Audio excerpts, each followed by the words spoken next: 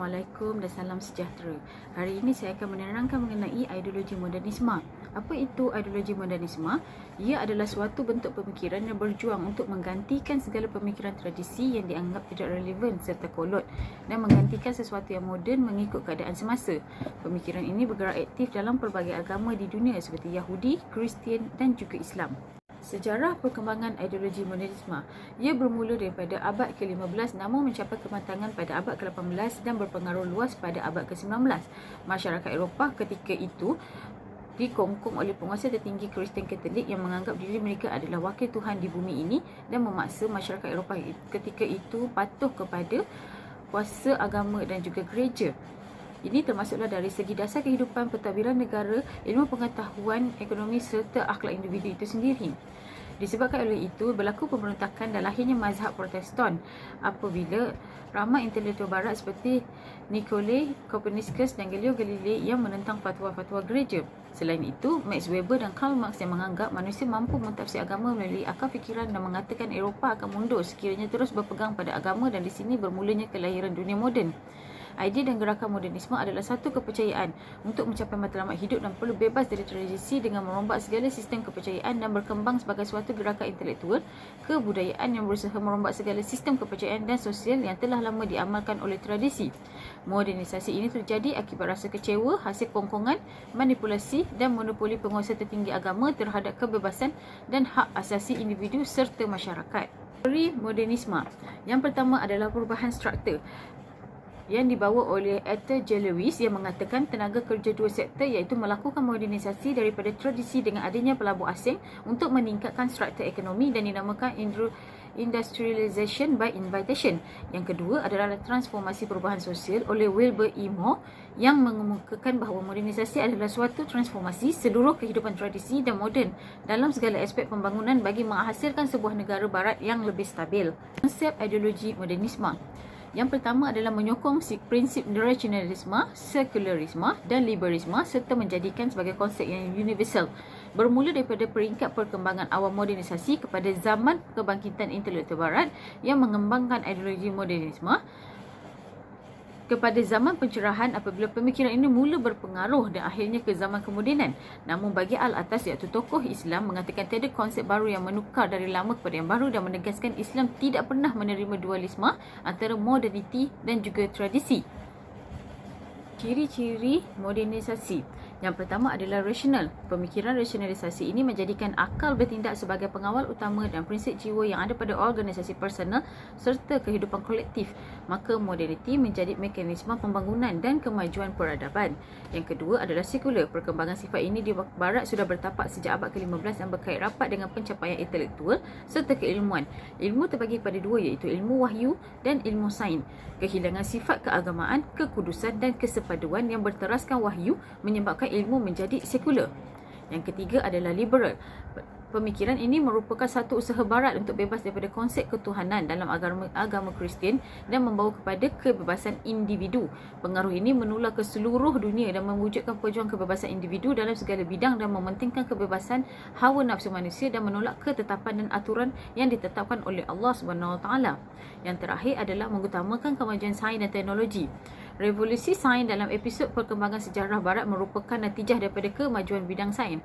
Pada zaman itu, masyarakat barat buat pertama kalinya menikmati hasil kekayaan ekonomi melalui perkembangan ekonomi merkantilis yang sekaligus meletakkan mereka pada suatu zaman baru yang dikatakan sebagai zaman moden dan menganggap sains adalah jalan untuk membawa mereka kepada matlamat kemajuan.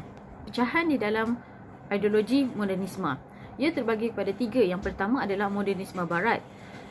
Dia bermula daripada tiga fasa utama iaitu pembaharuan, reformasi dan revolusi saintifik. Dia menjadi titik tolak pembentukan pemikiran modernisme dan dengan kemunculan falsafah Enlightenment Humanism, gerakan modernisme barat ini berjaya mempengaruhi pemikiran sebahagian masyarakat dan majoriti intelektual barat serta kesan daripada hasil zaman pencerahan ini dapat dilihat sehingga ke zaman kini. Kesimpulannya, modernisme barat berkembang dengan adanya ciri nasionalisme, materialisme dan kapitalisme yang disokong oleh sains dan teknologi dalam mencetuskan idea serta pemikiran mereka. Yang kedua adalah modernisme Islam. terjadi disebabkan kemunduran umat Islam ketika abad ke-15 akibat terlalu lama dijajah oleh Barat. Pemikiran modernisme Islam menjadi parameter bagi modernisme Barat apabila Islam mencari padanan dalam kemajuan Barat tanpa mengubah intipati ajaran Islam itu sendiri. Intelektual Muslim telah menekankan bahawa kemodenan Barat perlu diambil faedah dari segi yang baik dan dimasukkan serta diubah kembali dengan prinsip dan nilai dalam kemodenan itu. Proses ini dinamakan Islamisasi kemodenan dalam masa yang sama pemikiran Barat dan kemodenan yang berpaksikan kemodenan Barat ditolak oleh pemikiran Islam. Modernisme Islam ini sudah bermula pada zaman Al-Mansur, Harun al-Rashid dan Umar Abdul Aziz. Apabila zaman ini bermulanya tamadun Islam dan ideologi ini mula menjadi ikutan. Antara pembaharuan dalam Islam adalah tradisi cendekiawan apabila Islam mula menghasilkan kajian dan penelitian dan hasilnya sebagai sumber rujukan bagi umat Islam. Yang ketiga adalah modernisme Islam liberal. Pemikiran ini menyatakan ayat atau hadis dalam Al-Quran boleh ditakwil oleh sesiapa sahaja dan melalui akal pemikiran mereka. Ia merupakan satu ancaman bagi akidah umat Islam kerana pemikiran ini jauh menyimpang daripada segi akidah, syariah dan juga akhlak. Pembentukan bid'ah atau pembaharuan dalam Islam dari segi pemikiran dan akidah boleh menyebabkan seseorang rosak imannya dan hilang keyakinan kepada agama Islam itu sendiri. Matlamat yang dicapai oleh ideologi modernisme adalah mengejar taraf kehidupan yang lebih moden dan maju dalam segala aspek yang membawa kepada pembaharuan. Yang kedua, peningkatan sains dan teknologi bagi melaksanakan industrialisasi melalui ideologi pemikir-pemikir Barat bagi meningkatkan taraf ekonomi mereka. Bagi Islam, pemikiran ini menggalakkan untuk mencari objektif kemajuan yang bersesuaian dengan pengajaran di dalam Al-Quran, di mana Islam menegaskan keperluan menghidupkan masyarakat Islam melalui pentafsiran semula warisan Islam serta membuka ruang pemikiran moden untuk tahap yang tertentu. Kritikan yang dapat kita lihat di dalam ideologi modernisme melalui tokoh intelektual Islam iaitu Said Naqib Al-Atas yang menegaskan bahawa Islam dan Barat mempunyai pandangan hidup yang sangat berbeza daripada aspek kehidupan. Ini boleh dilihat apabila pemikiran Barat banyak meletakkan falsafah materialisme, humanisme, rasionalisme dan sekularisme sebagai asas dalam arus peradaban mereka. Selain itu, bagi Al-Atas juga pengaruh sekularisme dan humanisme serta ilmu-ilmu Barat ini perlulah diislamkan dahulu sebelum dapat diterima oleh umat Islam bagi mengelakkan krisis minda atau dilema di kalangan umat Islam supaya tidak berpecah belah keliru dalam pegangan agama dalam mencapai sesuatu kemajuan. Selain itu, melalui perspektif sains Islam Ziauddin Sadar, intelektual Islam mengatakan sains perlu dalam peradaban manusia namun perlu bersesuaian dengan Islam dan nas serta dalil-dalil Al-Quran. Bagi Barat, kemodenan itu suatu bentuk kemajuan hidup manusia yang bebas daripada adat serta tradisi dan menganggap sebuah keputusan adalah hak dan hasil daripada kebebasan individu itu sendiri. Tokoh-tokoh di dalam ideologi modernisme. Antara tokoh Barat di dalam ideologi ini adalah Karl Marx. Ia menyumbang kepada bidang kemajuan. Analisis mengenai kapitalisme, moden dan industrialisasi banyak mempengaruhi perkembangan sains sosial di Barat, terutamanya sosiologi, antropologi, sains politik serta ekonomi. Teori beliau yang membawa kepada idea pendewaan terhadap kebendaan merujuk kepada ekonomi sebagai faktor asasi untuk mencipta perubahan. Marx telah menyusun teori sejarah kebendaan dengan menekankan peranan dan keupayaan manusia membentuk sejarah dan masa depannya sendiri dan bukannya menerusi peranan Tuhan sebagaimana fahaman abad pertengahan.